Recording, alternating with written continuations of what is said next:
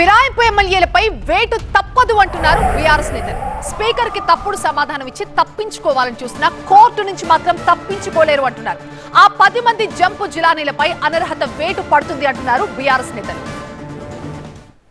Party ఫిరాయించిన 10 మంది ఎమ్మెల్యేలు దొరికిన దొంగలన్నారు బీఆర్ఎస్ నేతలు. సుప్రీంకోర్టు సూచనల మేరకు పార్టీ ఫిరాయించిన 8 మంది ఎమ్మెల్యేలు తమకు పంపిన వివరాలను స్పీకర్ గడ్డం ప్రసాద్ బీఆర్ఎస్ ఎమ్మెల్యేలకు పంపించారు. అభ్యంతరాలుంటే 3 రోజుల్లో చెప్పాలి అన్నారు. దీంతో సోమవారం అసెంబ్లీ అసిస్టెంట్ సెక్రటరీని కలిసిన బీఆర్ఎస్ నేతలు ఎమ్మెల్యేల వివరణలకు సమాధానాలు ఇచ్చారు. పార్టీ మారలేదని ఫిరాయింపు ఎమ్మెల్యేలు అబద్ధం చెప్పారన్నారు బీఆర్ఎస్ ఎమ్మెల్యే జగదీష్ రెడ్డి. సీఎంను కలిసినప్పుడు వేసింది కాంగ్రెస్ కండువా కాదు జాతీయ కండువా అనడం ఎంతవరకు సమంజసం అన్నారు. స్థానిక ఎన్నికల్లో కాంగ్రెస్ ని గెలిపించాలని పోచారం మాట్లాడలేదా అని ప్రశ్నించారు.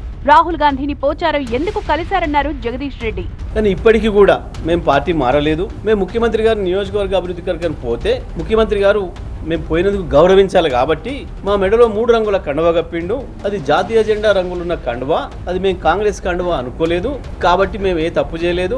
మాకు ఇప్పటికి బీఆర్ఎస్ పార్టీ పైన విశ్వాసం ఉంది కాబట్టి మమ్మల్ని సభ్యులుగా కొనసాగించండి అని చెప్పి పాపం వారి అమాయకత్వాన్ని నిరూపించుకునే ప్రయత్నం చేశారు.